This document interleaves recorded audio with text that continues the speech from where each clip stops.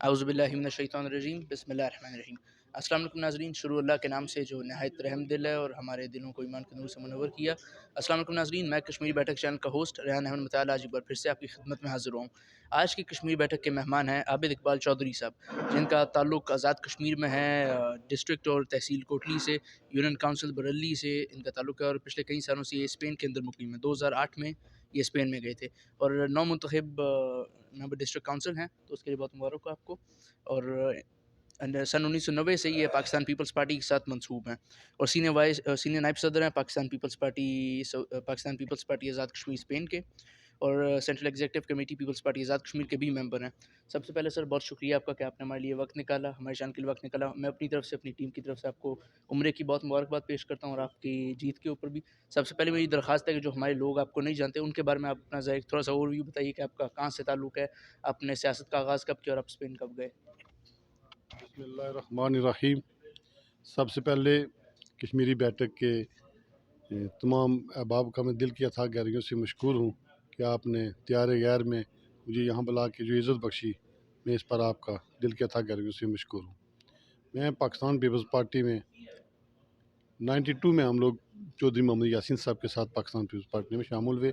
90 کے الیکشن میں چودھری یاسین صاحب آزاد مسلم کانفرنس کے پلیٹ فارم سے لڑے تھے، تو ہم ان کے ساتھ تھے 91 میں بھی، اور پھر 92 کے بعد پاکستان پیپلز پارٹی میں جو یاسین صاحب شامل ہوئے، گزشتہ 92 سے لے کر آج تک ہم پاکستان پیپلز پارٹی میں، اور جو یہ گزشتہ الیکشن ہوا الحمدللہ پاکستان پیپلز پارٹی نے مجھے ٹکٹ دیا، اور اللہ کے فضل و کرم سے، اللہ کے فضل و کرم و مہربانی کے ساتھ اور یونین کونسل برالی کے زندہ ضمیر لوگوں کی محبتوں کے ساتھ میں اللہ کے فضل و کرم سے بھاری اکثریت سے جو ہے نا وہ منتخب ہوا ہوں، جس پر میں اللہ پاک کا لاکھ لاکھ شکر ادا کرتا ہوں، اور اپنی یونین کونسل کے بعض ضمیر زندہ دل لوگوں کا شکریہ ادا کرتا ہوں۔ بہت شکریہ آپ کا۔ تو میرا پہلا سوال آپ کے ساتھ یہ ہوگا کہ آپ سب سے پہلے آپ کو پھر سے مبارک ہو کہ آپ اپنے لوگوں کی سپورٹ کے ساتھ آپ ممبر ضلع کونسل بنے۔ تو آپ اشرافیہ سے آپ کا تعلق نہیں ہے، آپ ایلیٹ کلاس سے نہیں ہیں، آپ ایک عام آدمی ہیں، اور یہ ایک بہت بڑی بات ہے کہ اس بار سیاست کے اندر تھوڑا سا چینج آیا ہے۔ آپ ایک عام فیملی سے بلانگ کرتے ہیں، ایک سیاسی کارکن ہیں، ایک متحرک کارکن ہیں۔ آپ اسپین سے آزاد کشمیر ہے الیکشن لڑنے کے لیے ڈسٹرکٹ کونسل کا، آپ کو آپ کی جماعت نے ٹکٹ دیا۔ تو میں نے جہاں تک سنا کہ آپ کے علاقے میں جو جتنی بھی سیاسی جماعتیں انہوں نے ایک آزاد اتحاد بنایا آپ کے خلاف 3-4 جگہوں پہ، تاکہ وہاں سے آپ کے ووٹ کاٹے جائیں اور آپ کو ہرایا جا سکے۔ اور جو ان کا امیدوار تھا وہ مسلم لیگ کے ٹکٹ ہولڈر تھے، اور پھر آپ کے ایک قریبی عزیز کو پی ٹی آئی نے بھی ٹکٹ دیا تھا، اور وہ بھی اسی سیٹ کے لیے کھڑے ہوئے تھے۔ تو ہر لحاظ سے ایک بڑا ٹف قسم کا کمپٹیشن تھا، اور ایسے ٹف کمپٹیشن میں آپ نے یہ سیٹ لی ہے، تو ظاہر ہے لوگوں نے آپ پہ اپنا اعتماد دکھایا، لوگوں نے آپ سے بڑا پیار کیا ہے۔ تو ہماری سامعین کو بھی بتائیے کہ کس طرح ممکن ہوا۔ ریحان صاحب، میرا یہ ایمان ہے کہ جب آپ کی نیت صاف ہو اور اللہ پاک کی ذات آسانیاں پیدا کرتے ہیں۔ پاکستان پیپلز پارٹی نے مجھے ٹکٹ دے کر جو اعتماد کیا، میری یہ ذمہ داری بنتی تھی کہ میں اپنی جماعت، اپنی قیادت کے اعتماد پہ پورا اتروں۔ میرے مقابلے میں جو ہے نا وہ تحریک انصاف نے جو ہے نا وہ سازش کر کے ٹکٹ دیا، ہماری فیملی میں ٹکٹ دیا، اور اس کے بعد مسلم لیگ نون کا یہ جو محترم میرے مقابلے میں امیدوار تھے، آزاد امیدوار، انہوں نے 3 پولنگ سٹیشنز پہ، ایک وہ برالی کس ہے جو ان کا ہوم سٹیشن ہے، وہاں پہ ایک منصوبہ اور ایک برالی جٹا پولنگ سٹیشن ہے، ان 3 پولنگ سٹیشنوں پہ انہوں نے انتہا کی دھاندلی کی۔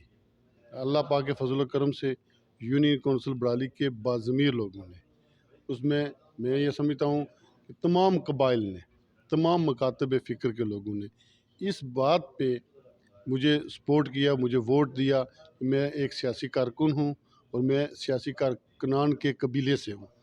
میں 2008 میں، آپ جیسے کہ آپ کے پاس معلومات موجود ہے کہ میں اسپین گیا، لیکن میں وقتاً فوقتاً اپنے لوگوں کے ساتھ رابطے میں رہا۔ میں پردیس میں رہ کر بھی، دیار غیر میں رہ کر بھی اپنے لوگوں کی خوشی غمی میں شامل رہا، اور الحمدللہ جب الیکشن آئے تو میرے مقابلے میں جو 3 امیدوار تھے ان کو لوگوں میں جا کر اپنا تعارف کرانا پڑتا تھا، جبکہ الحمدللہ یونین کونسل برالی کے 100% لوگ مجھے ذاتی اعتبار سے جانتے تھے، لوگوں کا میرے ساتھ تعلق تھا، لوگوں کا میرے ساتھ ایک ریلیشن تھا۔ میں برادری ازم کے میں تعصب کی سیاست کو پسند نہ تو پسند کرتا ہوں میں بلکہ اس پر لعنت بھیجتا ہوں. اور میری یونین کونسل کے دوستوں نے، بزرگوں نے، بھائیوں نے، میں آپ کسی کو دیکھیں نا قبیلائی سسٹم میں، یا وہ ہوتا ہے جی یہ فلاں جی مہاجر ہے، فلاں بس جو ہے نا وہ مقامی ہے، میں ان تمام تعصبات کو بھی اب میں سمجھتا ہوں کہ یہ بھی ختم ہونے چاہیے. کیونکہ ان سب لوگوں نے مجھے الحمدللہ یونین کونسل برالی کے تمام قبائل نے، تمام سیاسی جماعتوں کے لوگوں نے مجھے ووٹ دیے. اور میرے خلاف جو آزاد امیدوار تھے وہ ان کی نیت میں فطور تھا. ان کے ساتھ جو 5-7 لوگ تھے وہ انہوں نے اپنی ٹھیکیداری کے لیے، اپنا سیاسی جماعتوں میں اپنا پریشر بنانے کے لیے ایک ایسا امیدوار لایا جس کا پاکستان پیپلز پارٹی سے تعلق بھی نہیں تھا. اور وہ مطالبہ یہ لوگوں کو یہ کہتے تھے جی کہ دیکھیں جی ہمیں جماعت نے ٹکٹ نہیں دیا. اب ایک بندے کا جماعت سے تعلق ہی نہیں تھا تو الحمدللہ جی یونین کونسل برالی کے لوگوں نے ووٹ کی پرچی سے ان کو جو ہے نا شکست دی اور مجھے سپورٹ کیا. ٹھیک ہے، بہت شکریہ آپ کا. تو آپ ہمیشہ لوگوں کے ساتھ انٹریکٹ رہے، ان کے ساتھ آپ نے تعلق اپنا قائم رکھا، ہمیشہ ان سے رابطے میں رہے. اس وجہ سے جب آپ الیکشنز میں آئے تو لوگوں نے آپ کھل کے آپ کی سپورٹ کی، اور آپ کی نیت بھی اچھی تھی تو آپ کو جیت بھی ملی. تو یہ بتائیے کہ جہاں تک میرا خیال ہے کوٹلی کے اندر جو پیپلز پارٹی کی پرفارمنس ہے وہ مسلم لیگ سے تھوڑی زیادہ بہتر تھی یا نہیں تھی، وہ ہم آپ سے زیادہ بہتر طور پہ جانیں گے. تو اب تک ہم سنتے آ رہے تھے سوشل میڈیا کے ذریعے کہ جو ڈسٹرکٹ کا چیئرمین ہے وہ بھی پی ڈی ایم کے ہی بنیں گے، لیکن پھر اچانک سے لاسٹ مومنٹ پہ بازی بدل جاتی ہے اور پی ٹی آئی اپنا چیئرمین بنانے میں کامیاب ہو جاتے ہیں. تو یہ کس طرح سے ہوا؟ ہم سمجھ رہے تھے کہ جو پی ڈی ایم کے امیدوار ہیں وہ چودھری یاسین صاحب کے صاحبزادے، وہ شاید چیئرمین بن گئے. آخری مومنٹ پہ ہمیں پتہ لگتا ہے کہ پی ٹی آئی اس میں کامیاب ہو گئی. تو یہ کس طرح ممکن ہوا؟ کیا جو ممبران الیکٹ ہوئے انہوں نے موروثیت کے خلاف اپنا قدم اٹھایا؟ کیونکہ چودھری یاسین صاحب ایک طرف خود بھی ایم ایل ہیں، ان کے صاحبزادے بھی ایک ایم ایل ہیں، اور اب وہ اپنے صاحبزادے کو ڈسٹرکٹ کے چیئرمین بنانا چاہتے تھے. تو اس بارے میں ذرا روشنی ڈالیے. شعیب صاحب آپ نے 3-4 سوال کیے. سب سے پہلے تو میں موروثیت کے حوالے سے کہوں، اگر شاہ نواز صاحب کے علاوہ ہماری جماعت سے کوئی اور امیدوار ہوتا تو شاید جماعت میں کوئی اختلاف ہوتا. الحمدللہ پاکستان پیپلز پارٹی کے 21 ووٹ تھے اور ایک آزاد ممبر ڈسٹرکٹ کونسل ہمارے ساتھ شامل ہوئے اور 22 بنے. ہمارے 22 کے 22 ووٹ الحمدللہ پاکستان پیپلز پارٹی کی قیادت کے فیصلے کے مطابق چیئرمین اور وائس چیئرمین کے لیے 100% پڑے. ہمیں افسوس ہے کہ ہمارے پاس 41 ووٹ بنتے تھے جو ہے اتحاد کی صورت میں، تو ہمیں افسوس اس بات کا ہے کہ ہمیں مسلم لیگ نون نے ووٹ نہیں دیے. ٹھیک، اس میں یہ خدا شاہد ہے انہوں نے ووٹوں کا کچھ سودا کیا یا لین دین کیا، یہ مسلم لیگ نون کی قیادت جو ہے وہ بتا سکتی ہے. پاکستان پیپلز پارٹی کے تمام ممبران ضلع کونسل نے اپنی جماعت کے فیصلے کے مطابق پی ڈی ایم کے دونوں امیدواروں کو ووٹ دیے، صرف چیئرمین کو نہیں. ہمارے 100% ووٹ وائس چیئرمین کے لیے جو نون لیگ کے امیدوار تھے ان کو بھی پڑے الحمدللہ. اور ہمارا ضمیر مطمئن ہے الحمدللہ، ہم نے اپنے ضمیر کا کوئی سودا نہیں کیا. اگر شاہ نواز یاسین صاحب کی جگہ پیپلز پارٹی کا کوئی اور امیدوار ہوتا تو شاید ہماری پیپلز پارٹی میں کوئی گروپنگ ہوتی. یہ چودھری یاسین صاحب کی قیادت پر ہمارے ممبران ضلع کونسل نے 100% قیادت پر اعتماد کا اظہار کیا اور اپنے سارے ووٹ پارٹی کو دیے. ہماری جماعت متحد ہے. اچھا یہ بتائیے کہ جہاں تک میرے پاس انفارمیشن ہے، ان بلدیاتی انتخابات میں آزاد کشمیر کے اندر کسی بھی ڈویژن، کسی بھی ضلع کے اندر پیپلز پارٹی اپنا ڈسٹرکٹ کا چیئرمین نہیں بنا پائی، نہ ہی کوئی میئر ہے جو پیپلز پارٹی سے ہے. تو یہ ایک سیاسی طور پہ ناکامی نہیں ہے، کمزوری نہیں ہے؟ کیا آپ اسے سمجھتے ہیں یہ ایک سیاسی کمزوری ہے اور غلط حکمت عملی کا نتیجہ ہے؟ دیکھیں ایسی کوئی بات نہیں ہے. پاکستان پیپلز پارٹی نے کمٹمنٹ پہ جو ہے نا وہ 100% اپنی اتحادی جو نون لیگ ہے اس کے ساتھ جو کیا کمٹمنٹ کی تھی اس پہ پوری اتری ہے. یہ تو نون لیگ نے جو ہے نا مظفر آباد میں بھی اور کوٹلی میں بھی ایسا کیا. پاکستان پیپلز پارٹی نے جہاں جہاں بھی نون لیگ کے ساتھ کمٹمنٹ کی تھی وہ پوری کی ہے. یہ تو میں سمجھتا ہوں کہ اس میں ہماری کوئی غلطی حکمت عملی نہیں ہے. یہ سیاست میں اگر بندہ سازش کرے تو اس کو آپ غلط، میں سمجھتا ہوں پاکستان پیپلز پارٹی نے سیاست جیتی ہے الحمدللہ. اور آج جو لوگ سیاسی سوچ رکھتے ہیں جن کے اندر جو ہے نا وہ تھوڑا بہت وہ ایمان کی بات ہے تو وہ یہ سمجھتے ہیں کہ پاکستان پیپلز پارٹی کمٹڈ ہے اور اپنی کمٹمنٹ پوری کرتی ہے. یہ بتائیے کہ ابھی آپ یہاں سے واپس اسپین کی طرف جائیں گے تو اب تو کیونکہ آپ ڈسٹرکٹ کاؤنسلر ہیں تو آپ کے علاقے میں کافی سارے کام بھی ہوں گے اور آپ کو زیادہ تر وقت مجبوراً اپنے علاقے میں گزارنا پڑے گا. تو جب آپ کے کیا مستقبل کے پلانز ہیں؟ فرسٹ آف آل اپنے علاقے کے لیے جو ڈیولپمنٹل ورکس ہیں آپ کے کیا پلان ہے کہ آپ کس طریقے سے جو علاقے کے مسائل ہیں انہیں حل کریں گے اور کیا کیا ڈیولپمنٹس وہاں پہ کروائیں گے؟ اور جو آپ کی غیر موجودگی میں جب آپ اسپین میں ہوں گے تو پھر پیچھے کون سنبھالے گا اور کس طرح مینیج کریں گے یہ سب کچھ آپ؟ जी रेहान साहब इंशाल्लाह ताला मैं स्पेन कोई रहने के लिए नहीं जा रहा हूँ। वहाँ पे मेरी फैमिली है और गुज़श्ता 1 साल से मैं 1 साल 2 माह से तकरीबन पाकिस्तान में हूँ। तो अभी उम्रा के लिए यहाँ आया था। मैंने सोचा नज़दीक है, अब स्पेन सफ़र आता है, तो तकरीबन प्रोग्राम तो ये है कि रमज़ान में वापस आ जाऊँगा। ज़्यादा से ज़्यादा मेरा अगर हुआ तो मेरी फैमिली स्पेन में होती है, बच्चे उधर होते हैं, तो शायद ईद जो है ना वो स्पेन में करूँ। ये और ईद के बाद दूसरे तीसरे दिन जैसे भी मुमकिन हो सका इंशाल्लाह जाऊँगा। काम काज के हवाले से और फंड्स के हवाले से अभी तक तो ऐसी कोई लग नहीं रही। काम काज के हवाले से तो अल्लाह अल्लाह का लाख लाख शुक्र है, हमारी लीडरशिप मौजूद है, जनाब चौधरी मोहम्मद यासीन कायद कश्मीर वहाँ मौजूद हैं।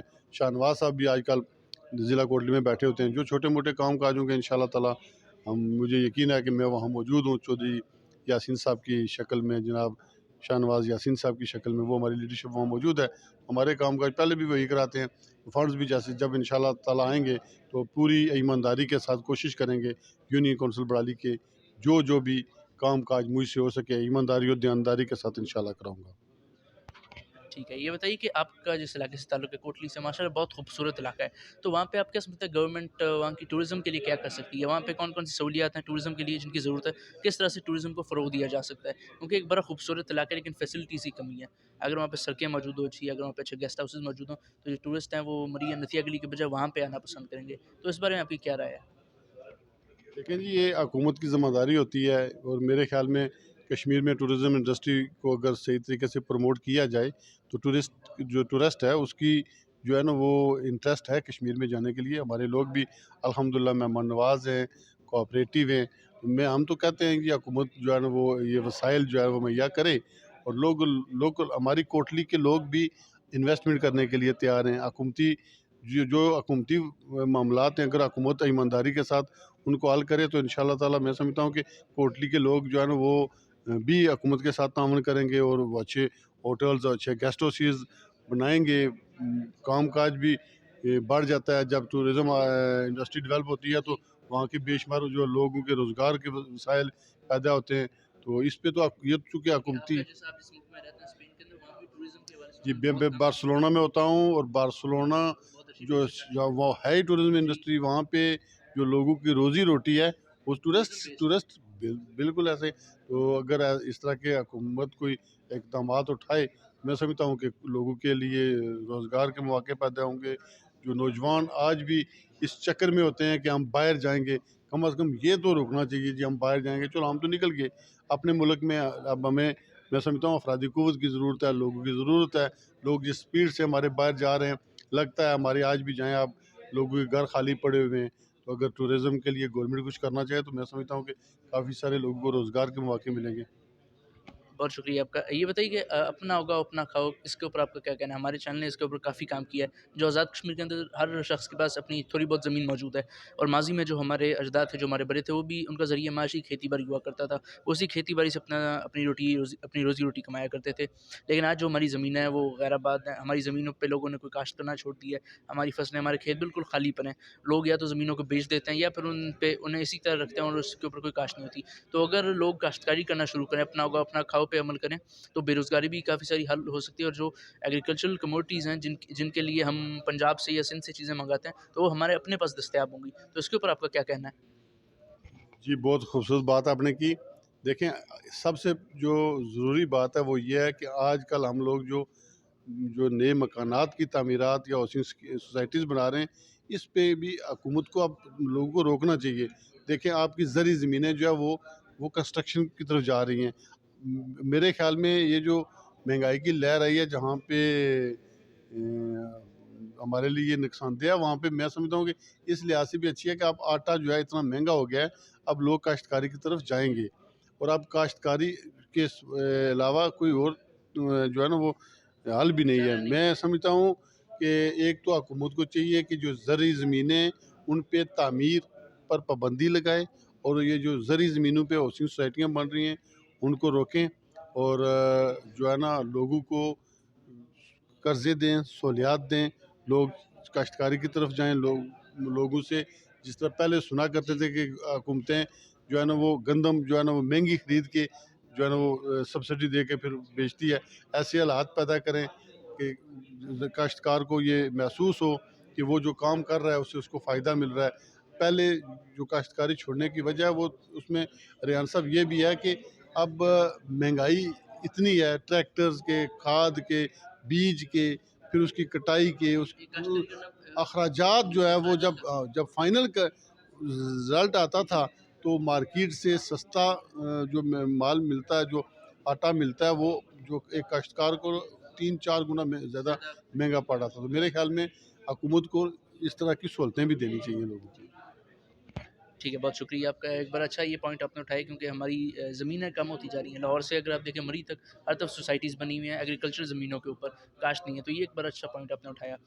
آزاد کشمیر میں پیپلز پارٹی کے صدر ہیں چودھری یاسین صاحب. جب سے Azad Kashmir P T I کی حکومت آئی ہے، خاص طور پہ جب سے سردار تنویر الیاس صاحب وزیر اعظم بنے آزاد کشمیر کے، اس وقت سے جو اپوزیشن ہے ہماری آزاد کشمیر کی، اپوزیشن کی جماعتیں وہ بار بار بات کرتی ہیں عدم اعتماد کی. تو آپ کیا محسوس کرتے ہیں چودھری یاسین صاحب کیا مستقبل میں عدم اعتماد لانے میں کامیاب ہو سکیں گے؟ کیا ایک کامیاب عدم اعتماد ہو سکے گی جس طرح پچھلی بار ہوئی تھی؟ جی ریحان صاحب، ان شاء اللہ تعالیٰ جو حالات ہیں، جو چونکہ سردار تنویر الیاس کچھ سیاسی کارکن نہیں ہے. سردار تنویر الیاس چونکہ کچھ انویسٹمنٹ کر کے آئے ہوئے ہیں، تو میرے خیال میں انہوں نے جانا ہی ہے. ان شاء اللہ تعالیٰ آزاد کشمیر میں جب بھی تحریک عدم اعتماد پیش ہوگی 100% ان شاء اللہ کامیاب ہوگی، اور ریاست جموں و کشمیر کے وزیر اعظم قائد کشمیر جناب چودھری محمد یاسین ہوں گے ان شاء اللہ تعالیٰ.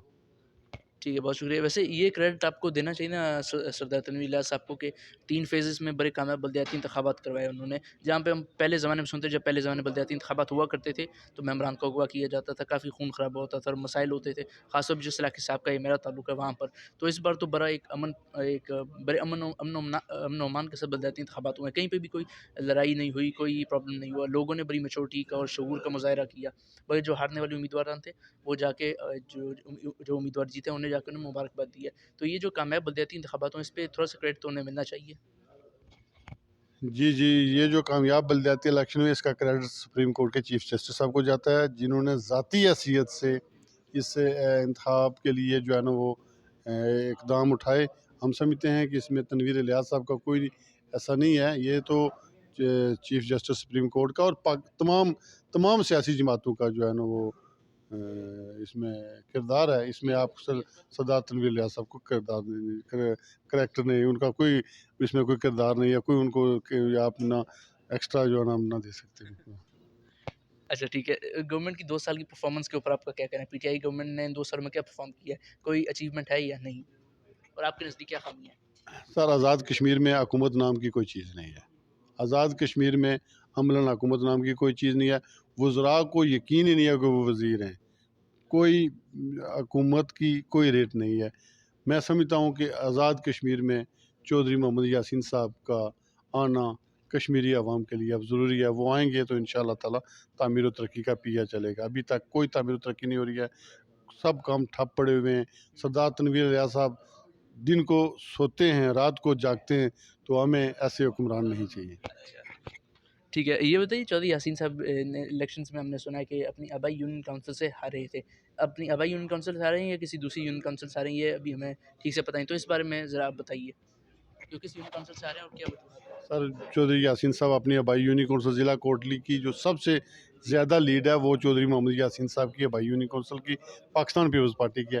چودھری یاسین صاحب اپنی آبائی یونین کونسل الحمدللہ جیتے ہیں اور واضح مارجن سے جیتے ہیں. شاہنواز یاسین صاحب یونین کونسل رائیدانی جو یاسین صاحب کی آبائی یونین کونسل ہے وہاں سے جیتے ہیں اور 1700-1800 کی لیڈ سے وہ الیکشن جیتے ہیں. ٹھیک ہے. یہ آپ جس ملک میں رہتے ہیں اسپین کے اندر، اسپین اور فرانس کے اندر اکثر جو ہماری کشمیری کمیونٹی ہے وہ اکثر کشمیر کی مسئلہ کشمیر کو اجاگر کرتے رہتے ہیں، مسئلہ کشمیر کے بارے میں دنیا کو بتاتے ہیں. جب وقت آتا ہے تو وہاں پہ ایک پیسفل پروٹیسٹ بھی کرتے ہیں اور اکثر جو ہمارے آزاد کشمیر قائدین ہیں وہ بھی جاتے ہیں. اس طرح ہماری جو ریاست کے صدر ہیں بیرسٹر سلطان صاحب وہ بھی کئی بار وہاں گئے ہیں، انہوں نے خود اسے لیڈ کیا ہے. تو آپ کیا سمجھتے ہیں مسئلہ کشمیر کیا پچھلے کچھ عرصے میں ختم نہیں ہو گیا؟ کیا مسئلہ کشمیر دب نہیں گیا کیونکہ پاکستان کی جو پوزیشن ہے وہ کافی ویک ہے؟ اور دوسری طرف آج پرائم منسٹر انڈیا کے نریندر مودی وہ پاکستان کے عوام کو مخاطب کر کے کہتے ہیں کہ آپ لوگوں کے لیڈران نے آپ لوگوں کے لیے کیا کیا ہے؟ آپ لوگ اپنا پاکستان نہیں سنبھال سکتے، آپ لوگ کشمیر لینے چلیں اور ہم لوگوں کو دیکھیں ہم نے کتنی ترقی کی ہے. اور آپ کی جو جماعت ہے وہ بھی بھٹو صاحب یہ کہا کرتے تھے کہ اگر 1000 سال ہمیں کشمیر کے لیے جنگ لڑنی پڑے تو بھی ہم لڑیں گے، اور آج بھی آپ کی جماعت اس موقف پہ قائم ہے. تو اس مسئلے پر روشنی ڈالیے. جی ریحان صاحب، بالکل آپ درست فرما رہے ہیں. بارسلونا میں جو ہے نا وہ کشمیری سیمینارز ہم نے بہت کروائے जनाब बैरिस्टर सुल्तान साहब, चौधरी यासीन साहब, ये बहुत दफ़ा जा चुके हैं वहाँ पे। हम इनके बहुत बड़े बड़े प्रोग्राम कराते हैं और अल्हम्दुलिल्लाह मुझे ये भी अल्लाह के फजल करम से इस हवाले से भी मैं बड़े फ़ख्र से बात कर सकता हूँ कि मैं बार्सिलोना में होने वाले तमाम प्रोग्रामात में, जिनेवा में भी हम जो है ना डेलीगेशन लेके, जिनेवा में हम एक दफ़ा काफ़िला लेके भी गए थे।